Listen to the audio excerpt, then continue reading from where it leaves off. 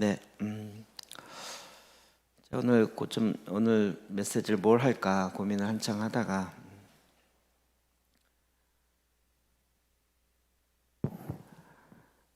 제가 이제 계속 사실 DNA라는 것을 여러분에게 이제 거의 다 했거든요. 네, 핵심적인 건 다 해서 굉장히 중요한 전략이죠. 그릇이기도 하고 준비된 그릇이기도 합니다. 네, 여러분 그것을 지금 수요 예배에 아니면 TK 카페에 다 올려놨습니다.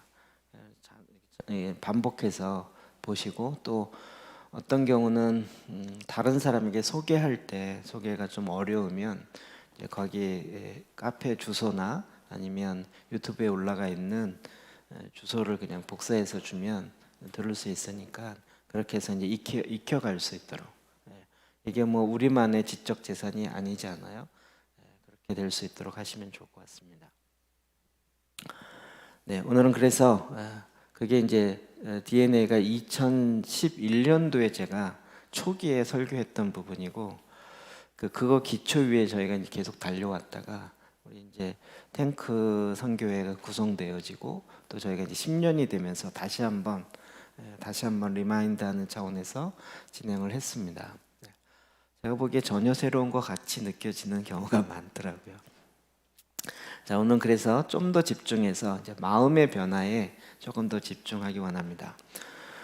오늘은 로마서 12장 1절에서 5절까지인데 말씀 먼저 보도록 합시다. 같이 먼저 말씀 읽을까요? 시작. 그러므로 형제들아 내가 하나님의 모든 자비하심으로 너희를 권하노니 너희 몸을 하나님이 기뻐하시는 거룩한 산제물로 드리라. 이는 너희가 드릴 영적 예배니라. 너희는 이 세대를 본받지 말고 오직 마음을 새롭게 함으로 변화를 받아 하나님의 선하시고 기뻐하시고 온전하신 뜻이 무엇인지 분별하도록 하라. 내게 주신 은혜로 말미암아 너희 각 사람에게 말하노니 마땅히 생각할 그 이상의 생각을 품지 말고 오직 하나님께서 각 사람에게 나누어 주신 믿음의 분량대로 지혜롭게 생각하라. 우리가 한 몸에 많은 지체를 가졌으나 모든 지체가 같은 기능을 가진 것이 아니니 이와 같이 우리 많은 사람이 그리스도 안에서 한 몸이 되어 서로 지체가 되었느니라. 아멘.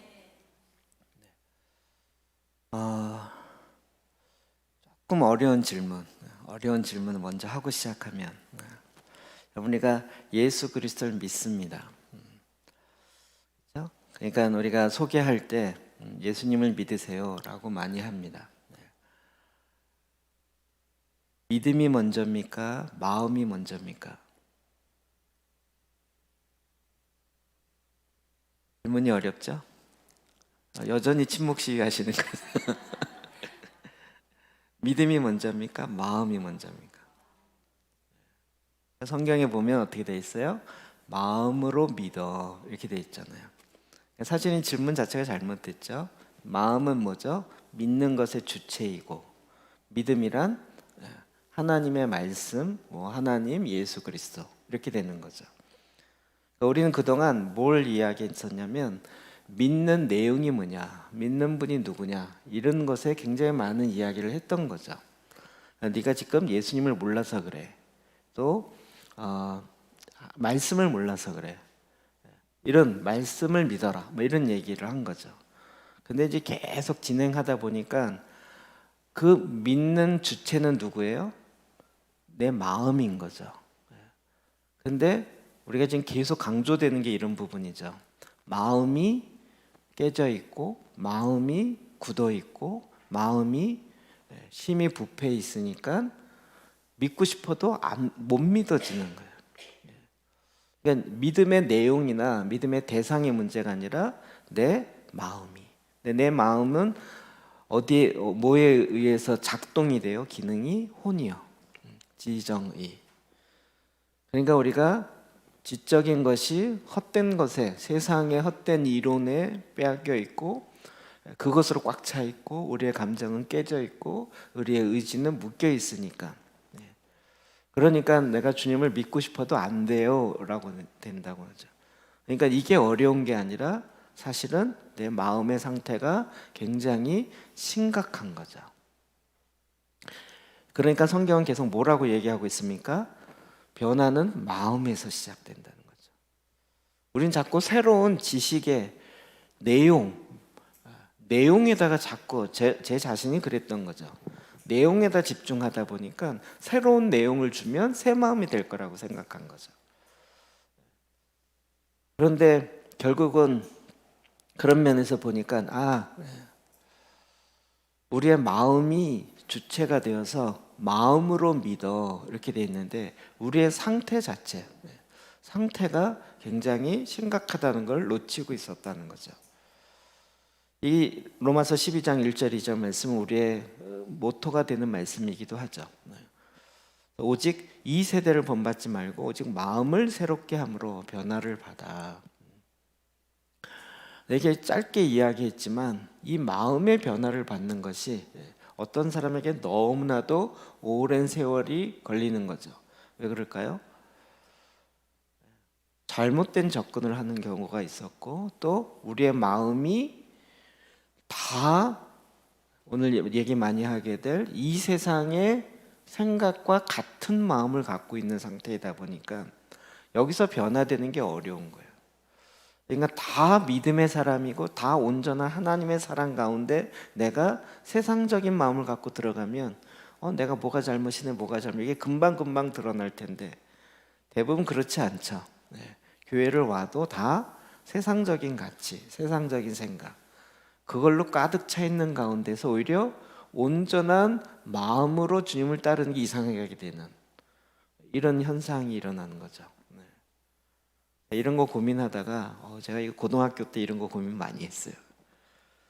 그래서 이제 나온 시가 하나 있는데 갑자기 그게 생각나네요. 바보 나라의 바보 이런 거. 바보 나라의 바보. 누가 진짜 바보일까 이런 거죠. 우리 원시인께서 극한 공감을 하시네요.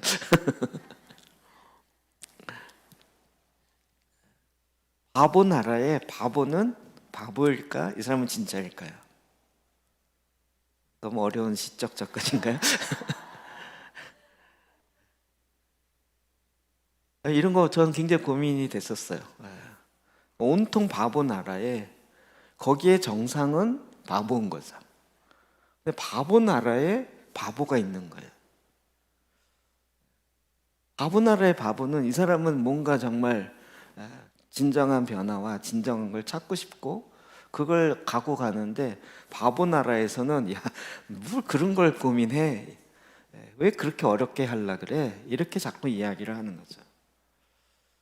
이런 게 이제 저는 막 고민돼가지고 이런 고민 갖고 얘기하면 주변 친구나 특히 교회에서조차도 너는 이상한 것 같아 이런 얘기 자꾸 들으니까 그리고 이제 제일 어려운 건 목사님 찾아가서 이런 상담을 했더니 답은 뭐였냐면 너 같은 애는 신학교 가야 돼 이런 거였어요. 그런 고민을 하는 애들은 신학교를 가야 돼 이런 거였어요. 그래서 저는 신학교 가면 정말 이 고민이 해결되는 줄 알았죠. 미리 한 단계 더 나가면 신학교는 그런 고민 해결해 주는 데가 아니라 목사 만드는 곳입니다. 목사가 되겠다는 사람을 만드는 것이지. 정말 중요한 건 뭐죠? 마음의 변화를 받아. 자, 그러면 우리는 여기서 정확한 질문을 해야 되는 거죠. 어떻게 오직 마음을 새롭게 함으로 변화를 받을 수? 마음의 변화는 어떻게 될 것인가? 어떻게 하면 내 마음이 새로워질 수 있을 것인가? 이게 고민일 수밖에 없고 우리는 이것을 찾아야 되는 거죠.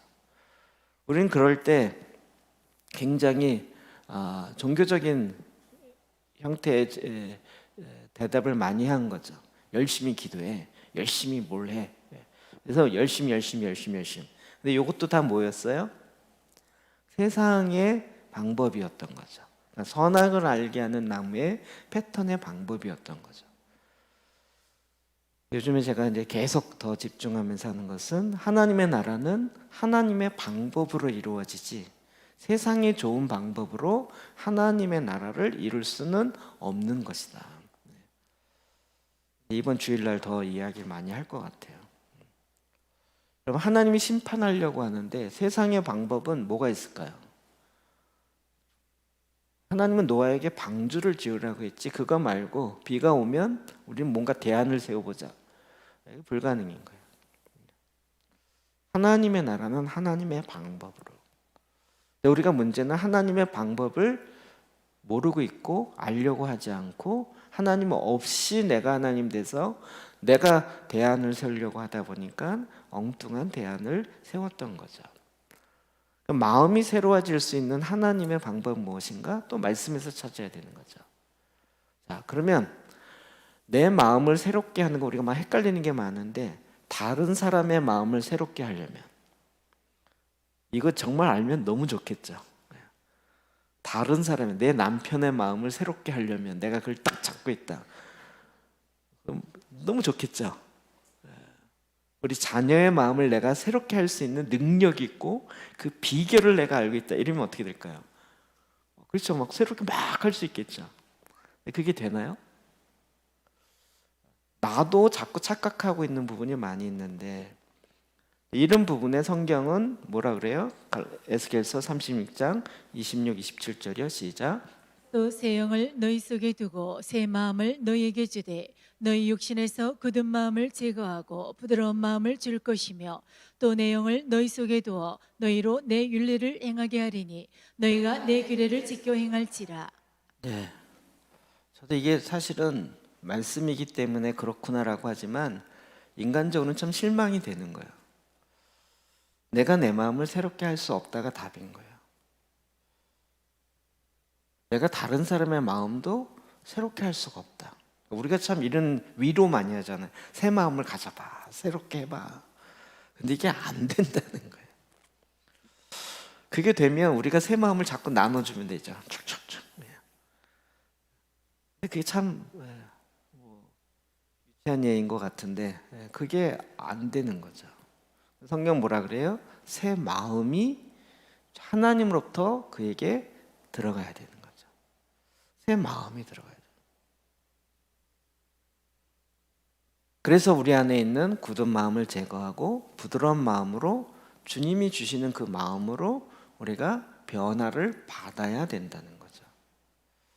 성경은 이게 굉장히 그러니까 하나님 없이는 성경이 있는 말씀이 이루어질 수가 없어요. 새 마음도 하나님으로부터 오는 거죠. 새 영을 너희 속에 두고 새 마음을 너희에게 주시겠다. 그러니까 우리는 주님의 마음을 받는 것 이게 신앙의 굉장히 중요한 핵심이죠.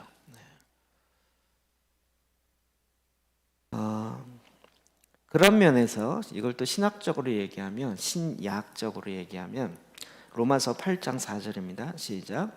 육신을 따르지 않고 그 영을 따라 행하는 우리에게 율법의 요구가 이루어지게 하려 하심이니라. 네, 어떻게 해요? 그러니까 우리는 하나님이 주시는 새 마음, 새 영을 따라 사는 사람이 그리스도인인 거죠. 그러니까 성령을 따른다 그러면서 이게 내 생각이 이 마음이 새로워지지 않으면서도 성령을 따른다라고 할 수 있더라고요. 영을 따른다 그러는데 내 혼, 지정의가 다 새로워지지 않았어요. 여전히 상처난 상태인데 성령을 따른다 그러면서 할 수 있더라고요. 그러니까 우리에겐 지금 율법의 요구를 완성하는 것, 이루는 것은 오직 하나님의 영을 따를 때.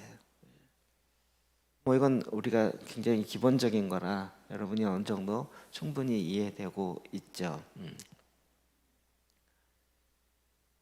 그러니까 이제 영을 따라 성령을 따라 사는 삶 이게 대단한 것이 아니라 모든 그리스도인이 다 이게 기본적으로 되어야 되는 거죠. 그러니까 주님은 이렇게 만드셨어요. 그리고 우리로 하여금 성령을 따라 살아라라고 이야기하신 거죠. 유치한 예지만 하나님께서 성령을 안 주시면서 성령을 따라 살아라 이러면 우리를 약 올리는 거죠. 근데 하나님은 그렇지 아니하시고 우리에게 마음껏 충만하게 붓기 원하시는 거죠. 문제는 우리의 마음이 닫혀 있거나 상처나 있거나 우리의 마음이 정상이 아니니까 하늘로부터 오는 것이 우리가 못 받고 있는 부분이 있었던 거예요. 우리 이제 그런 부분들 더 집중하는 거예요. 왜 그런가? 왜? 사탄이 이제 사탄이 진짜 우리로 하여금 우리의 이 인식하지 못할 정도로 처음부터 딱 자기의 것을 탁 심어놔요. 사탄이요. 제가 에덴 동산 그거 보면서 깜짝 놀랐어요. 사탄이 어디에 거했어요? 에덴 동산 안에 거했단 말이에요. 거기다가 탁 심어 놓는 거예요. 탁. 우리가 인식하지 못하는 그 첫 순간에 거기다가 딱 집어넣어요. 그게 내 안에 있는지도 모르고 우리는 열심히 하는데 열심히 하다 보니까 어느덧 사탄의 말에 근거해서 열심히 하면 그게 좋은 열매가 나올 리가 없는 거죠. 그것 중에 우리에게 정말 인지하지 못하도록 아주 강력하게 놨던 것이 뭐냐면 아예 우리의 마음의 구조, 사고의 구조 자체를 사탄의 생각으로 싹 바꿔놓은 거예요. 안 틀린 것 같아요. 그런데 그게 더 옳은 것처럼 우리로 하여금 느끼게 한 거죠. 그게 뭐예요? 헬라적 사고라는 거죠. 헬라라는 것이 이게 BC 4세기경에 일어났던 거잖아요. BC 4세기경.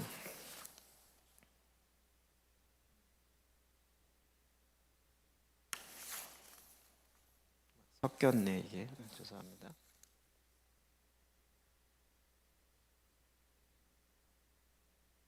네. 그리스 헬라 철학 뭐 이런 거. 네. 자, 헬라적 사상이 우리가 막 그걸 배우려고 한 게 아니었는데 어렸을 때부터 그런 사고에 의해서 우리가 세상에 영향을 받고 그것에 의해서 문화가 만들어진 거죠.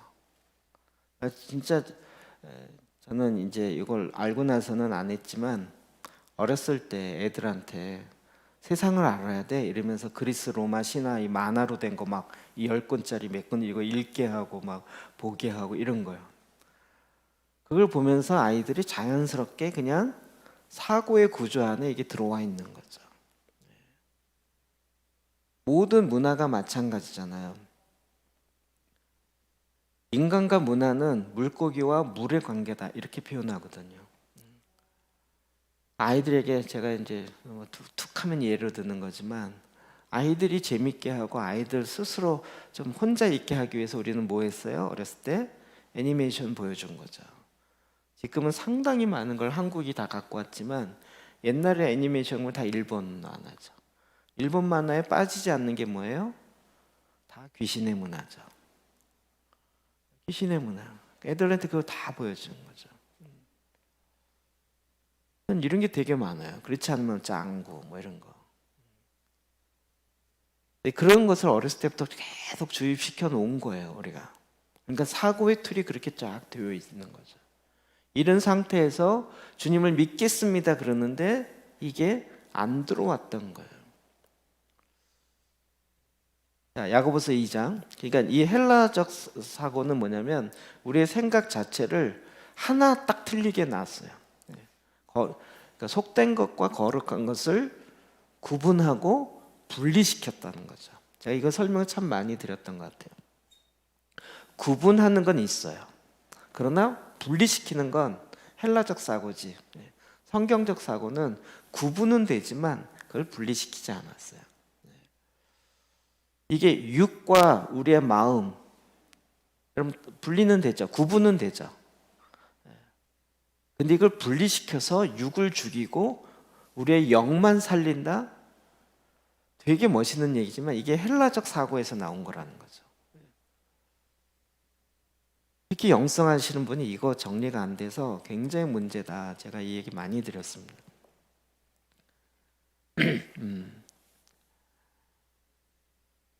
우리는 이게 어렸을 때부터 몸에 배어 있어서 이 사고를 한 거죠.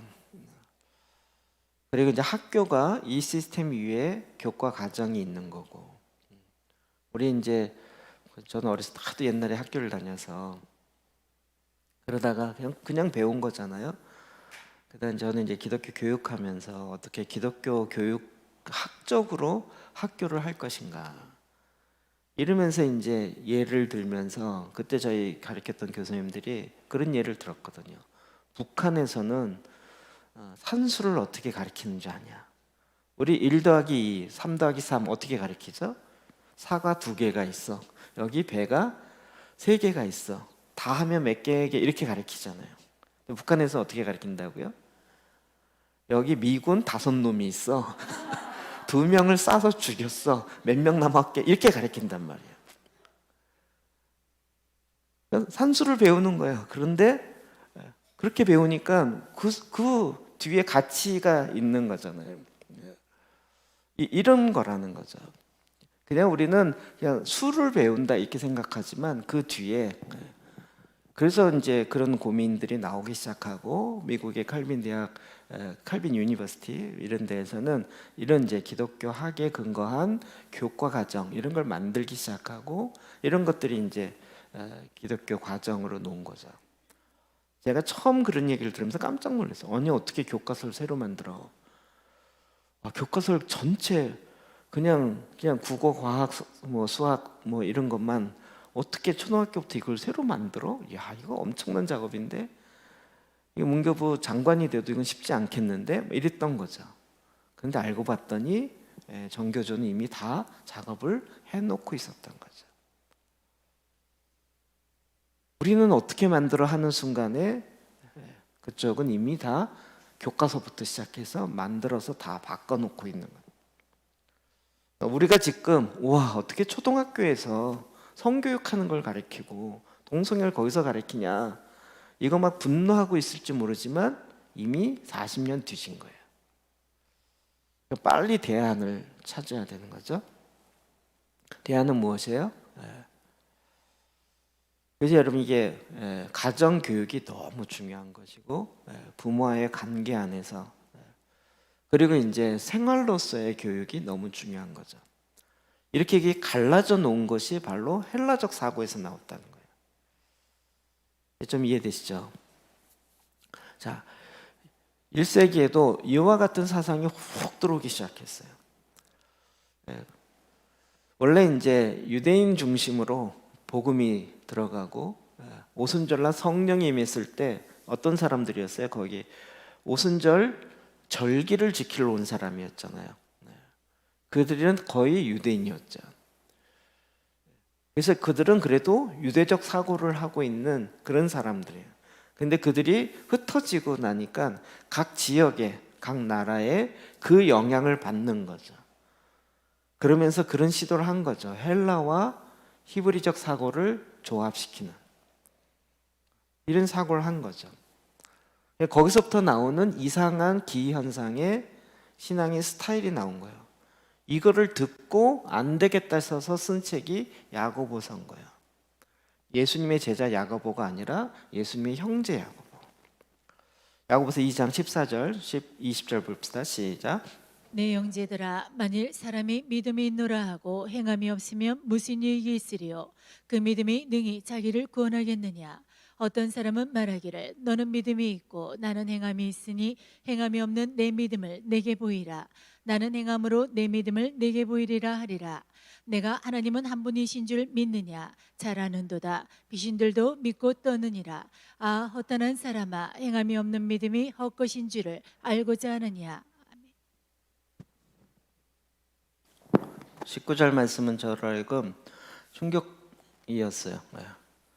누군도 하나님이 한 분이신 줄을 누구도 믿는다고요? 귀신도 믿고 있다고요. 어찌 보면 예수 그리스도를 가장 잘 믿는 사람 귀신이에요. 사람 아니죠. 그것 귀신이에요. 하나님의 아들인 줄 알고 하나님의 아들이 나타나면 어떻게 되는지 알기 때문에 떨고 이런 게 이제 귀신이죠. 그러니까 나도 믿는데 물론 믿음의 스타일이 다르겠지만 그러니까 우리가 그냥 그가 하나님의 아들이라는 사실을 아는 것만 갖고는 아무 소용이 없는 거죠. 뭐가 있어야 돼요? 믿음과 행함이 같이 가야 되는 거죠. 근데 이걸 구분시켜 놓은 게 헬라적 사고가 들어오면서 나누기 시작한 거예요. 이거에 근거해서 신앙을 하다 보니까 믿음 따로 행동 따로 이렇게 된 거고, 믿음은 칭의와 관련됐고 행동은 성화와 관련됐다, 구분시켜 놨다는 거죠. 그러더니 성화는 하지 않고 그냥 내가 생각으로만 지적 동의로 되면 구원 얻고 나는 천국 간다, 이 생각이 확 뒤집은 거죠, 현재. 그러나 행함이 없는 믿음은 헛된 것이다, 죽은 믿음이다. 성경은 분명히 경고하고 있는 거죠. 성경은 믿음과 행함이 구분은 되지만 분리되는 건 아니다, 이 얘기를 정확하게 하고 있는 거예요. 근데 이게 또 바보 나라에서는 이게 안 되는 거죠. 이해되시죠? 바보 나라에서는 그렇게 어떻게 살아, 불가능하지, 이렇게 얘기하는 거예요.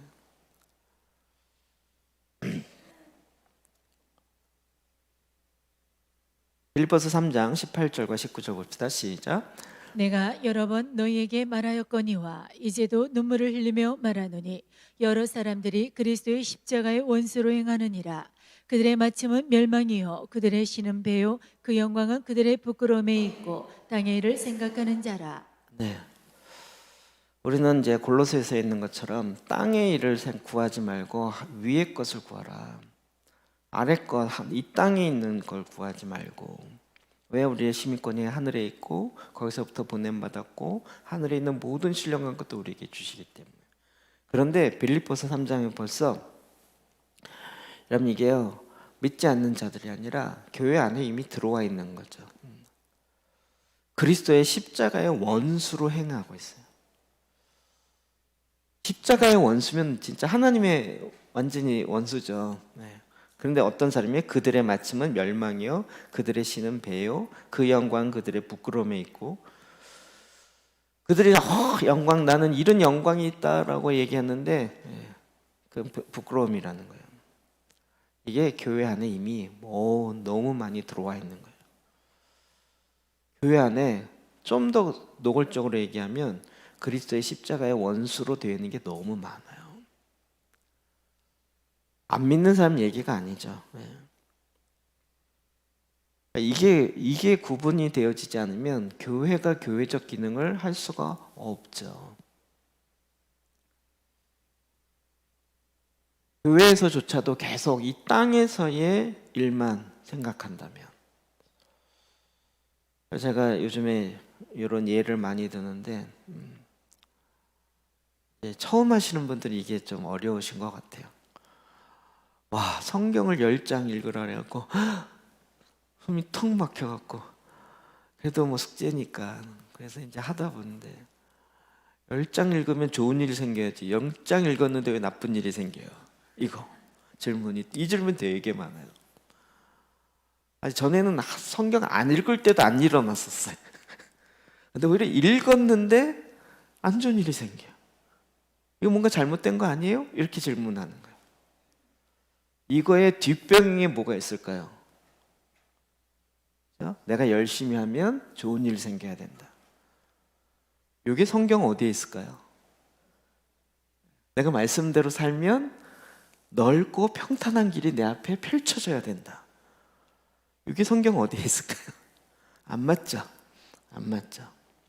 그러니까 이 고난의 문제와 말씀 전체적으로 이게 풀어지지 않으니까 세상의 가치를 가지고 성경을 읽으면 세상의 가치에 원하는 것이 일어나야 된다고 생각하는 거죠. 여러분이 유업을 회복하는 거 너무 좋죠. 자녀이면 후사 곧 하나님의 기업을 물려받을 자요, 예수 그리스도와 함께 그 기업을 물려받을 자. 아멘이시죠? 유업을 물려받는 건 너무 좋지 않으세요? 근데 그 다음에 뭐가 나와요?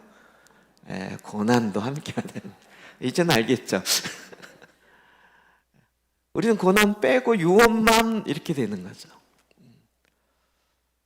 근데 이 땅에서 왜요? 이 땅에 그 유업을 다 뺏겼기 때문에, 가나안 그 전쟁하는 것처럼 하나님 우리에게 맡기신 건데 갖다 바쳤기 때문에 그걸 다시 찾아오려면 고난이 있다는 거예요.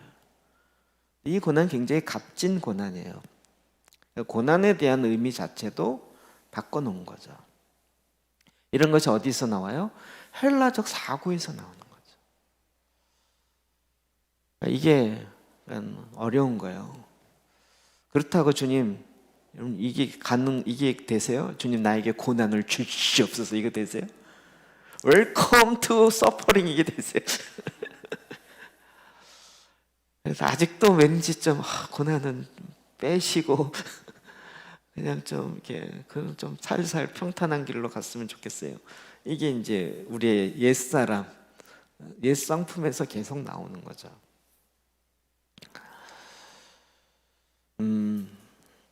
여러분 충격이 될 만한 이야기들이 많이 있어요. 이게 알면 알수록 저도 머리가 아파지고 이거 진짜 힘들구나. 여러분 어거스틴이 신학자로 유명하고 여러분 어거스틴 많이 들어보셨죠? 어거스틴이 몇 세기 사람일까요? 5세기거든요. 그 다음에 토마스 아퀴나스 토마스 아퀴나스가 아니라 맞죠? 토마스 아퀴나스 13세기 사람. 우리는 13세기면 굉장히 중세 암흑기 거의 끝판이거든요. 그분의 신학을 굉장히 많이 하고 그 어거스틴이 개신교의 엄청난 신학자라고 생각하시면 되게 많아요. 근데 어거스틴이 그렇지 않거든요. 그러니까 우리가 이걸 잘 분별해야 될 요소들이 있는 거예요. 왜 우리가 이제 초대교회를 자꾸 이야기하냐? 그럼 어거스틴 그 자체가 하나님의 도성이라든지 이름이 생각난다. 신국론인가 이런 책이라든지 이것 자체는요 교황에게 바치는 차원에서 쓴 책이에요. 신학적 서적이에요. 우리는 교황 그러면 알레르기 있잖아요. 근데 그 당시 교황 우리가 얘기하는 알레르기는 다 AD 10세기 이후입니다. 1000년 이후에. 우리가 이루는 부분에 있어서 초대교회의 유산들을 놓쳐버리고 그것을 이제 체계화하면서 헬라적 사상이 굉장히 많이 들어가 있었어요. 그런 차원에서 우리는 이제 전체를 점검해야 된다는 거죠. 전체를. 이제 헬라적 사고와 히브리적 사고 전체를 점검하는 이것이 우리에게 끊임없이 우리 안에 점검하고 다시 주님이 원하시는 것으로 회복해야 되는 거예요. 헬라적 사고 아주 쉽게 생각하면 그리스 로마 신화 생각하면 제일 쉽고요. 히브리적 사고 그러면 이제 성경 딱 보는 거예요. 그럼 그리스 로마 신화 보면 그게 신화 같으세요? 인간사 같지 않으세요? 아니 신들이 결혼하고 애 낳고 이러면서 지지고 볶고 난리잖아요. 거기에는 아주 인본주의가 딱 들어가 있는 거예요. 그럼 지금의 교육이 다 인본주의로 가죠. 왜? 학생들의 인권 조례를 이야기할까요? 아이들이 인권이 있다는 거예요. 여성들의 인권이 있고 그 인권으로 나는 낙태할 수 있는 인권이 있다. 이렇게 가는 거잖아요. 모든 게 다 어디에 맞춰 있어요? 인간에게 맞춰 있는 거죠. 근데 성경은 그런 면에서 인간이 갖고 있는 인권을 무시하는 게 아니죠. 사실은 이 인권을 드러나게 한 게 말씀이죠. 오히려 이 세상은 그 남녀의 차별과 이런 쪽으로 더 갔죠. 그럼 우리나라 5000년 역사상 남녀 차별을 안 했었던 때와 구분되시잖아요. 오히려 말씀이 들어오고 그러면서 여성 교육과 여성에 대한 인권 얘기가 된 거죠. 지금 이제 아예 성경이 정하는 인권의 문제를 넘어서 버려서 하나님이 정한 것을 넘어선 인간 중심의 인권으로 가버리기 시작하면서 인본주의가 아예 하나님 수준으로 올라가 있는 거죠. 그러니까 우리가 자꾸 신본주의다 그러면 막 중세로 돌아가는 것처럼 생각하는데 하나님 그런 분이 아니신 거예요. 하나님을 온전히 알면 알수록 나를 더 온전히 알 수 있게 되는 거죠. 우리가 하나님 중심이다 이런 건 우리 이거 정말 많이 들었잖아요. 하나님 중심, 말씀 중심, 교회 중심 3대 중심으로 해야 된다 뭐 이런 얘기. 저는 저희 교단을 떠나보지 않은 사람이라 이런 것만 잘잘잘입니다. 자, 그러면 문제는 하나님 중심이 되려면 어떻게 해야 되냐는 거죠. 교회만 열심히 다니면 하나님 중심이 되던가요? 다시 이야기하는데 그러면 뭐가 돼야 돼요? 마음에 바뀌어야 되는 거죠. 마음이. 제가 가수 중에 제일 좋아하는 가수가 있는데 소양이라고요. 이제 뭐 가수들의 가수라고 이야기가 될 정도니까. 오늘 아침에 그냥 이제 다른 거 준비하고 잠깐 이렇게 자료 찾다가 최근에 나온 소양 영상이 있나 그리고 딱 올려봤더니 이제 제가 약간 힘이 빠지거나 기분이 좀 안 좋을 때 제가 하는 거 뭐냐면 소양 노래를 듣는 거거든요. 그리고 소양이 부른 것에 외국 그 보컬 그 코치들의 반응 뭐 이런 거 들으면 마음이 막 새로워져요.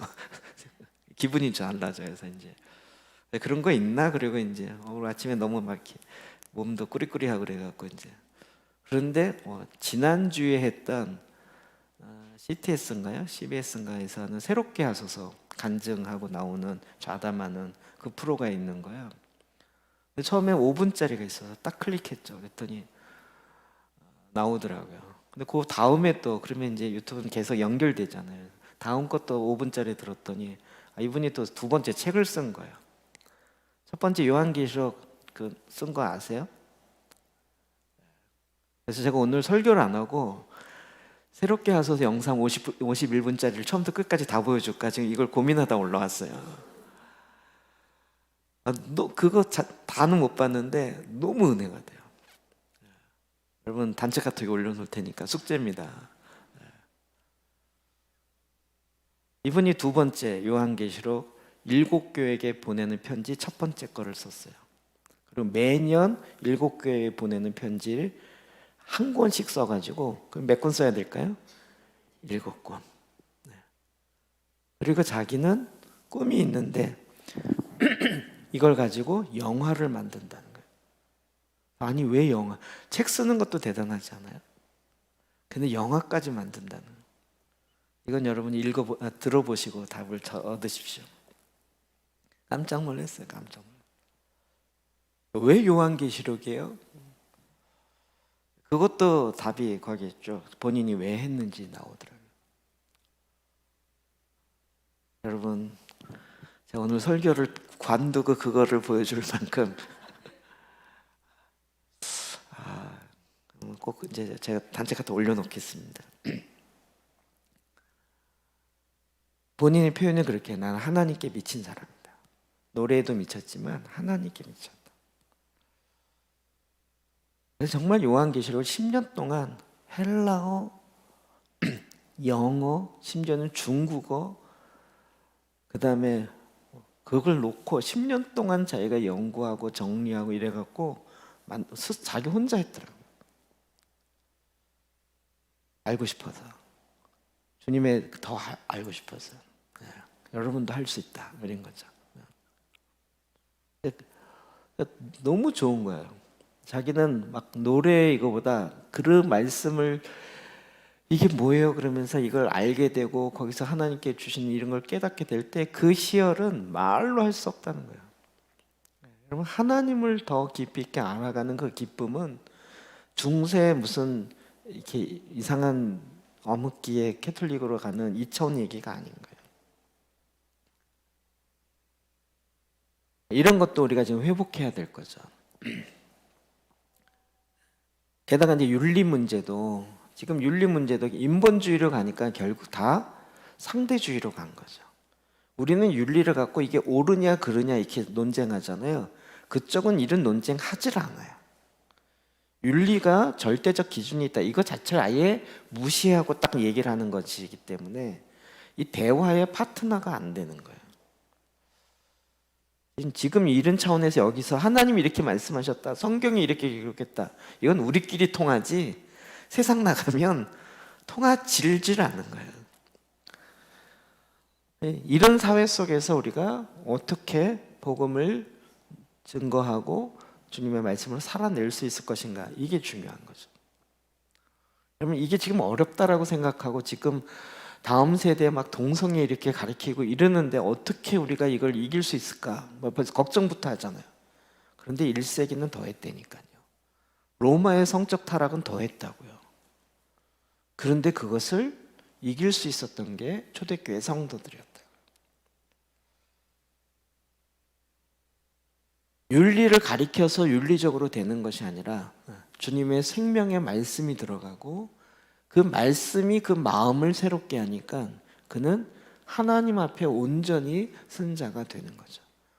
그러면 삶의 문제, 윤리의 문제가 말씀으로 붙어버리는 거죠. 이게 윤리적으로 옳은 거야. 그러면 애들이 뭐라 그래요? 아이 꼰대 이렇게 얘기하잖아요. 아니 그런 패턴을 만들어 버렸잖아요.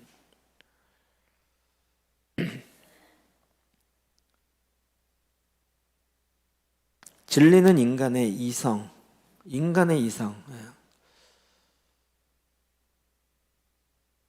지금 이게 뭐 아주 제가 이런 얘기를 왜 자꾸 하냐면 우리가 지금 문제 해결을 어떻게 해야 할 것인가에 대한 이야기를 하고 싶은 거예요. 우리는 이게 문제입니다. 이 얘기만 100분을 해요. 100%를 하고 이걸 어떻게 해결해야 할지에 대한 이야기를 하지를 않아요. 그러니까 비판은 신나게 하는데 대안이 별로 없었던 거예요. 근데 정말 성경은 오히려 정확한 대안을 우리에게 제시하거든요. 진리는 하나님의 말씀이고 하나님의 계시인 거죠. 세상에서 얘기하는 진리와 성경에서 얘기하는 진리가 너무 다르죠. 이 다른 것을 우리를 통해서 나타내고 보여줄 수 있기를 세상은 원해요. 하나님도 그걸 바라는 것이고. 진리를 얼마나 공부했느냐가 아니라 이 진리가 내 안에 우리를 자유케 하고 우리의 마음을 새롭게 하고 마음이 새로워짐으로 내 삶이 바뀌어지고 그래서 하나님과 함께 가는 이 삶이 우리 안에 회복되는 거죠. 물질 세계와 영의 세계를 구분해요. 여러분 재밌지 않아요? 요즘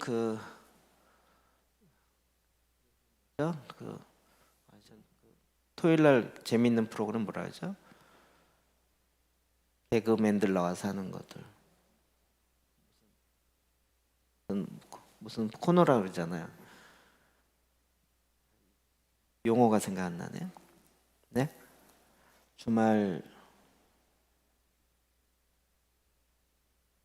예능 프로그램. 그게 생각. 쉬운 단어인데. 근데 여러분 제가 예능 프로그램 가끔 이렇게 보면 되게 신기한 거 많지 않아요? 귀신 관련된 거 많죠. 변신하고 뭐 그런 거에 중심으로 스토리를 그렇게 끌고 가는 게 많죠. 희한하죠. 거기다 그런 요소 자꾸 집어넣어요. 영의 세계에 대한 궁금함과 이런 접근을 하는 거죠. 그냥 재밌어서 본다고 하지만 거기에서 일어나는 그 다음에 요즘에 강시가 아니고 뭐죠 그거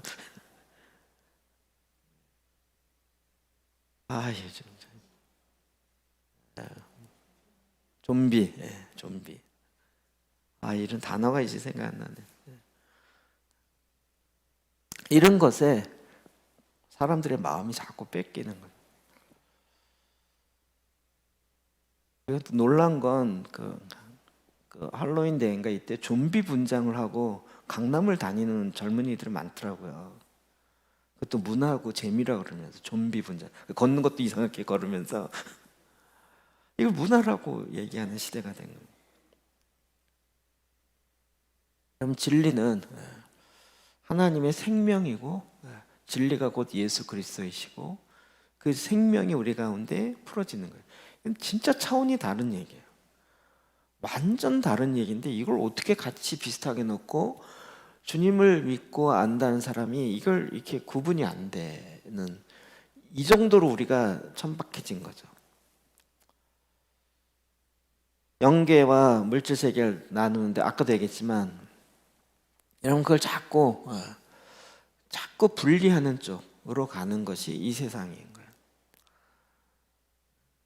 그럼 지금 서양은 답이 없다고 이야기해요. 왜냐하면 분석학이 나오면서 자꾸 나누고 그러니까 분업이 나오고 분석학이 나오면서 계속 나누는 거예요. 근데 뭐가 안 돼? 나중에 통합이 안 된다는 거예요.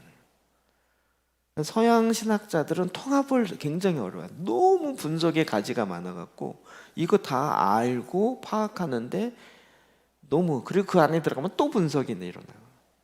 근데 이걸 분석을 멈추고 이걸 통합하는 사고가 동양에서 나오는 거예요. 동양적 사고가 이게, 왜냐하면 동양적 사고는 약간 통으로 하는 사고가 있어요. 통으로. 여러분 그래서 이게요, 이 경제나 이런 이게 장사하는 데도 사용돼요. 이런 말 모르시는 분이 있더라고. 퉁치자 이런 얘기. 퉁치자 아세요? 제가 미국 가서 얘기하고 퉁치고 이렇게 합시다 했더니 그게 무슨 뜻이에요? 거기는 정확해야 돼. 매돈까지 정확해야 되고 플러스 마이너스 해야 되는데 우리는 그냥 대충 퉁쳐서 그냥 바꿉시다 이렇게. 이런 접근 자체를 이쪽 문화에서는 받아들이지 못합니다. 근데 우리는요, 이게 그래서 서양의 모든 게 옳다 이런 거 아니라는 거예요. 제가 이러는데 왜 관심이 많냐면 제가 학생 때는 이 세계관 공부를 막 굉장히 많이 했어요. 아까 얘기했던. 그래서 나온 책, 기독교 세계관에 근거한 과학, 수학, 사회 뭐 이런 것들이 나오고, 그게 그 당시에 기독교 서점에 1위 책, 올해의 책, 기독교 선정 1위 이런 걸로 몇 년 동안 선점되고 그랬어요. 신앙의 눈으로 본 뭐 상담학, 신앙의 눈으로 본 과학 뭐 이런 책들이에요. 시리즈로 쫙 나왔거든. 문제는 그게 제대로 우리의 그 배경 자체가 설정 이렇게 돼 있지 않다는 거예요. 천국은 하늘에서, 천국은 이 땅에서, 하나님의 나라. 이건 많이 좀 정리되셨죠? 천국이 하늘에서 이루어질 걸 걱정할 필요는 없다. 제가 농담이지만 진담으로 얘기하는 겁니다. 하늘에서 이루어진 천국은 하나님과 주님이 다 알아서 하셨습니다. 우리는 지금 이 땅에 하나님의 나라가 임하게 하는 것이 우리의 과제입니다. 숙제이고. 그러다 보니 은사 문제도, 저도 뭐 신학교에서 계속 그렇게 배웠어요. 1세기의 은사로 끝났다. 은사 중단론. 오늘날은 아니다.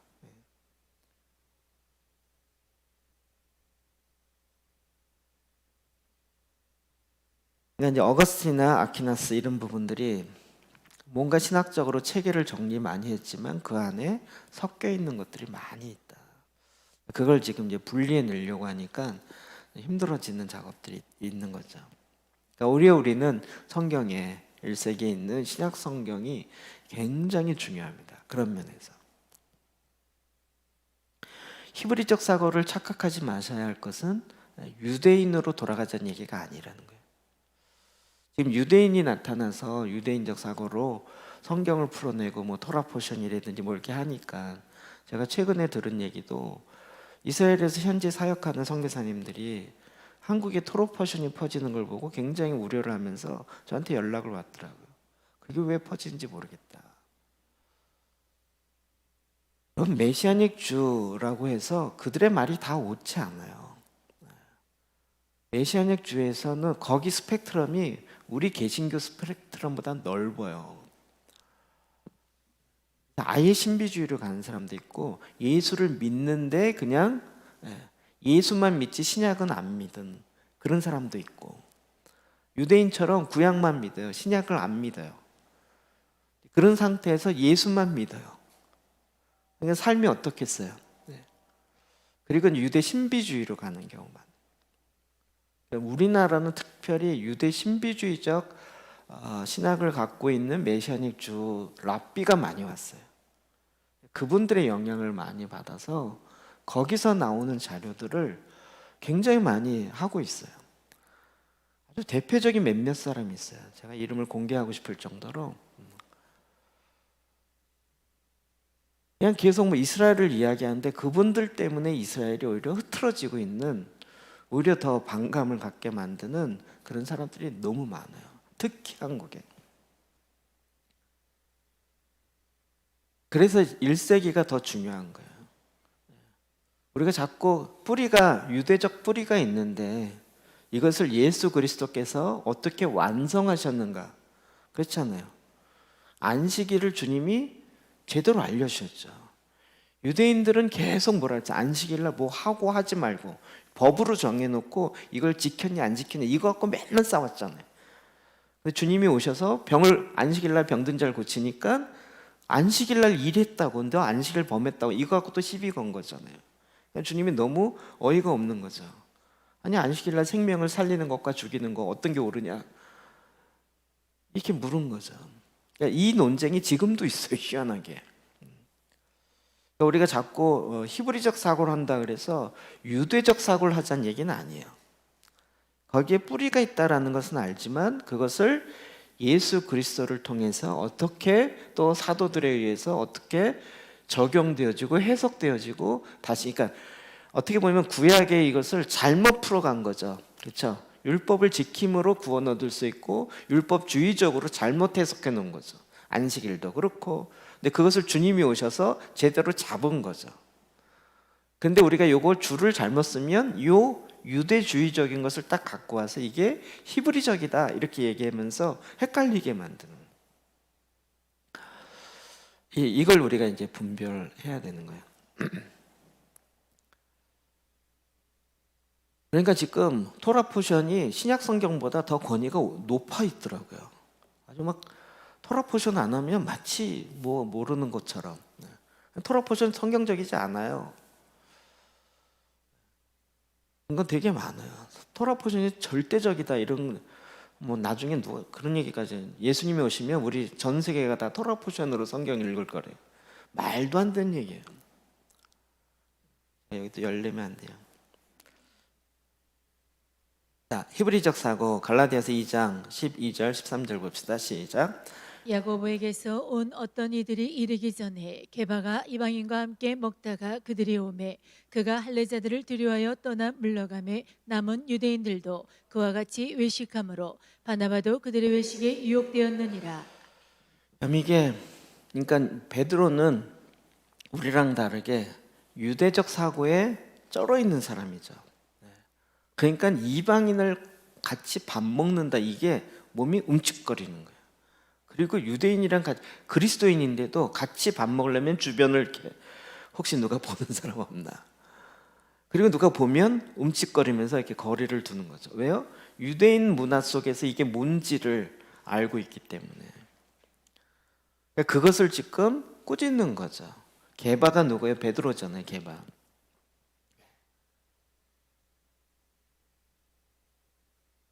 이게 굉장히 어려운 부분이에요. 그러니까 사실은 유대적 사고를 어떤 면에서 기독교가, 오늘날 기독교가 아닙니다.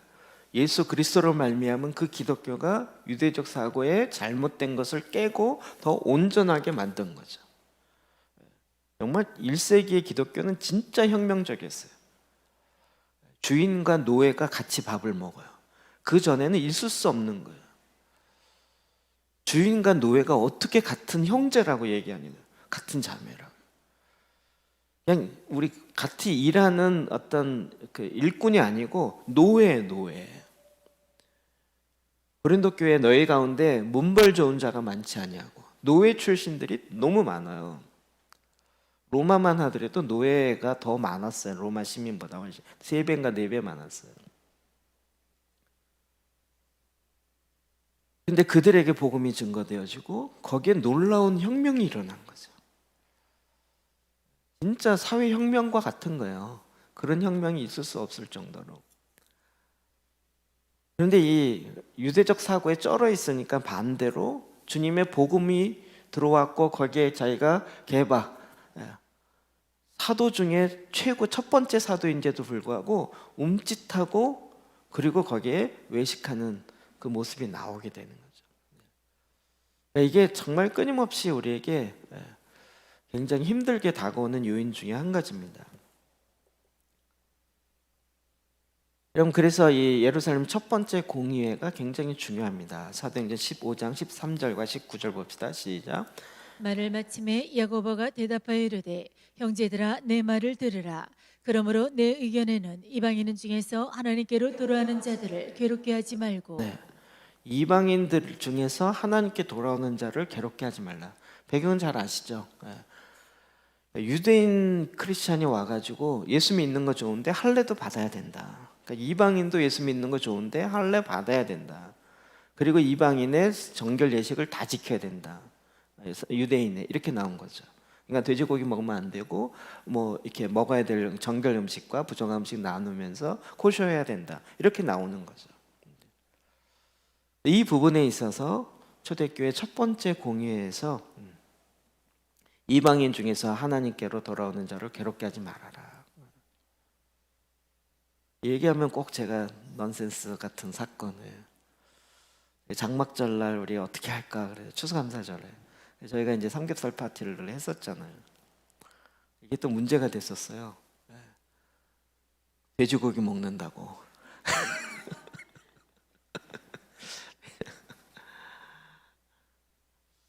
아 참. 이 성경 말씀을 들이대야 될 것 같아요. 물론 이제 정결 예식과 정결 음식을 통해서 몸을 거룩하게 하고 영적 유익이 있어요. 그거 자체를 부정하거나 무시하는 건 아니에요. 그러나 이제 우리가 지금 다시 회복해야 될 것이 뭐냐? 저 예수 그리스도를 중심으로 우리에게 주님이 성령께서 우리를 이끌어 가시고 우리의 마음을 새롭게 해 가시는 하나님의 이 이끄심의 역사를 우리가 지금 만들 수 있고 또 성령께서는 창조, 새로운 일을 창조하시기 때문에 우리가 얼마든지 만들 수 있어요. 야고보서 2장 22절 또 26절 볼까요? 시작. 믿음이 그의 행함과 함께 일하고 행함으로 믿음이 온전하게 되었느니라. 영혼 없는 몸이 죽은 것 같이 행함이 없는 믿음은 죽은 것이니라. 아멘. 제가 이제 가끔 그런 생각이 인간적인 생각이 들어요. 우리 지금 국가를 트랜스포메이션 해야 된다 이런 얘기를 하는데 사람들이 그러면 와 그러면서 뭐 거긴 뭐 전국이 다 모여 있어요 이러거든요. 근데 전국이 다 모였잖아요. 근데 아니 이렇게 인원이 안 되는데 뭘 그게 무슨 그런 얘기를 하시냐 이런 생각이 사탄이 자꾸 이제 저의 마음과 생각에 넣는 거죠. 그러면 제가 주님을 생각하는 거예요. 주님은 예수님 12제자를 데려놓고 뭐라 그러셨어요? 마지막에 명령하면서 땅 끝까지 이르러 내 증인이 되라는 거예요. 온 세상을 다 나의 나라가 하나님의 나라가 이루어지도록 하라고 위임하고 가셨어요. 12명에게. 아니 그냥 예루살렘만 아니 조금 더 나가면 이스라엘만 복음을 전해라 이러면 그나마도 수긍이 되겠는데 땅 끝까지 온 열방에 다 이렇게 하신 거예요. 몇 명에게? 기본적으로는 12명에게. 그리고 물론 이제 120명과 이렇게 됐죠. 복음은 아브람부터 시작해서 그 전에도 그렇지만 항상 열방이에요. 열방. 아들이면 곧 후사, 상속자, 유업을 주고 그리고 열방이에요. 하나님이 인간을 왜 만들었어요? 열방을 다스리라고. 이게 수의 문제가 아니에요. 우리의 존재의 목적이에요. 많으냐 적으냐가 아니고 말씀 자체가. 근데 이 말씀이 능력 있고 주님이 이게 주님의 뜻이기 때문에 이 뜻 앞에 순종하여 나가는 사람들이 일어나기 시작하면 수에 상관없이 하나님은 일하신다는 거죠. 사람을 모으는 건 하나님께는 별로 어려운 일이 아니세요. 고린도후서 6장 15절입니다. 시작. 그리스도와 벨리알이 어찌 조화되며 하나님의 성전과 우상이 어찌 일치가 되리요. 우리는 살아계신 하나님의 성전이라. 아멘. 하나님의 성전입니다라는 것을 이야기하는 것뿐만 아니라 하나님의 성전 가운데 뭐가 풀어져요? 하나님의 임재가 풀어져요. 우리는 자꾸 세상에 그래도 세상이 이렇게 힘든데 어떻게 고지식하게 하나님의 방법으로 됩니까? 이렇게 얘기하는데 제가 이번 주일날 설교 때문에 계속 이제 마음에 생각하고 묵상하고 이러는데 하나님의 방식이 과연 뭔가? 제가 오늘 서론만 이야기하면 여러분 성경을 가만히 보십시오. 하나님의 나라를 이루는 하나님의 방식을 생각해 보십시오. 출애굽, 인간의 생각과 하나님의 방식 생각해 보십시오. 여리고 가나안 정복, 인간의 생각과 하나님의 방식. 사사기로 넘어가서 기드온부터 시작해서 있었던 사사들의 방식. 한 가지라도 세상의 방식을 섞어서 한 게 없어요. 하나님이 말씀하신 걸 그대로 한 거죠. 다윗과 골리앗의 싸움. 하나님이 다윗을 쓰실 때 세상에 물맷돌 던지는 걸 쓰셨지만 그러나 사울 왕 차원에서 대안을 내세운다면 대안은 없는 거죠. 골리앗보다 더 힘센 사람이 나가야 된다. 없으니까 벌벌 떨고 그냥 며칠 동안 대치하고 있었던 거잖아요. 하나님의 방식은 그게 아니었던 거죠. 구약에 있었던 역사를 쫙 보면 하나도 하나님의 나라를 이루는 하나님의 방식은 인간의 생각이나 인간의 방식이 섞인 적이 없어요. 근데 오늘날은 왜 이렇게 섞어야 된다고 생각할까요? 세상적인 방식이 섞여야 그래도 가미가 되어야 복음이 증거될 수 있습니다. 이런 얘기에 우리가 자꾸 속는 거죠. 자꾸 조화를 이야기하는 거예요. 너무 극단적으로 얘기하는 것 같지만 그리스도와 벨리알이 조화를 시킵시다. 예수님과 지금 메시지 성경 보고 한참 웃었는데 예수님과 사탄이 손잡고 가게 합시다 이거잖아요.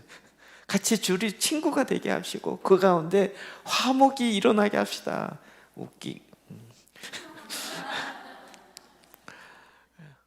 어떻게 예수님과 사탄이 화평을 이루게 하자는 게 말이 되겠냐고요. 하도 조화를 얘기하고 균형을 얘기하니까 마치 그게 균형인 것처럼 우리가 착각하게 있는 거죠. 주님은 우리에게 그리스도의 군사로 이게 전체 우리의 마음이 주님의 마음과 온전히 합한 하나 되어지는 마음 이렇게 되어기를 원하는 거예요. 여러분 이게 우리에게 준비되어야 될 가장 중요한 것이에요. 지금 우리가 이러한 부분에서 너무나도 세상과 타협했던 게 많죠. 그러니까 그냥 뭘 뜯어 고치느니 그냥 내려놓고 처음부터 다시 시작합시다. 이게 빠르잖아요. 우리 지금 그 마음, 그 심정이시죠? 그동안 했던 거 버리기 아까우니까 그거 어떻게 좀 이렇게 해갖고 이것도 좋고 저것도 좋으니까 이렇게 해서 만들어갖고 좋은 것 좀 해봅시다. 이렇게 해갖고 안 되더라는 거예요. 아예 그냥 맨 처음부터 우리가 그냥 처음이라 생각하고 처음부터 하나씩 성경 읽는 것부터 벌써 성경 읽는 것부터 우리가 잘못 읽었잖아요. 헬라식으로 읽으면 뭔가 깨달음이 와야 되고 이해가 돼야 된다고 읽었더니 말씀은 그렇게 아니었죠. 계속 반복하라 그런 거예요. 기도도 잘못됐고 너무 잘못된 게 많이 섞여 있었던 거죠. 이제 아예 내려놓고 그냥 처음부터 너무 감사한 건 초대교회에 그렇게 했던 하나님의 방식들이 우리에게 알려주시면서 우리가 어떤 표대와 방향을 잡고 달려가게 된 거죠. 예배에 대한 것도 그렇고 경배에 대한 것도 그렇고 보니까 진짜 하나라도 왜곡되지 않은 게 없는 것 같을 정도예요. 그러니까 다시 이거는 진짜 옳을 거야라고 하는 것까지 좀 두들겨 봐야 되는 거예요. 내 마음에 타락되어 있고 부패해 있어서 거기 같이 묻어서 나온 것들이 무엇인지를 우리는 끊임없이 봐야 되는 거죠. 마음의 변화.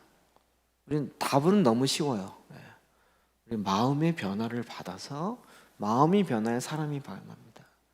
그럼 마음을 바꿉시다. 이러고 끝나면 아무 변화 아니라고. 마음이 바뀌어지기 위해서 성경이 뭐라고 얘기하는가? 그리고 우리는 기존에 내 마음에 있는 기존의 세상의 시스템이 세상적 마음의 그 시스템이 들어와 있는데 이게 뭔가? 그래서 어둠을 깨야 되는 거잖아요. 어둠을 내어 쫓아야 그리스도와 함께 옛사람을 십자가 못 박아 죽어야 그리스도 안에서 부활의 생명으로 나올 수 있는 거죠.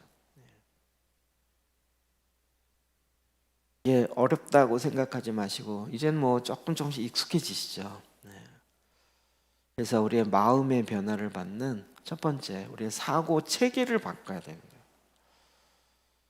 그냥 성경적 사고를 합시다 갖고는 안 되고요. 성경적으로 사고할 수 있도록 우리의 뇌 구조를 바꿉시다. 이렇게 가야 되는 거예요. 뇌 구조를 어떻게 하면 바뀌는가? 성경을 묵상하는 거, 반복해서 계속 반복해서 하는 거예요.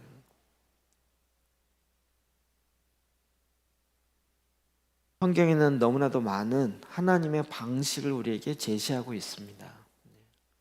우리가 그 말씀을 깨닫고 이해하고 뿐만 아니라 우리 삶의 실제가 돼서 믿음과 행함이 분리되지 아니하고 그 행함으로 하나님의 말씀이 살아있고 나를 통하여 그리스도가 나타나는 이런 믿음의 역사를 우리가 이 땅에 사는 거죠.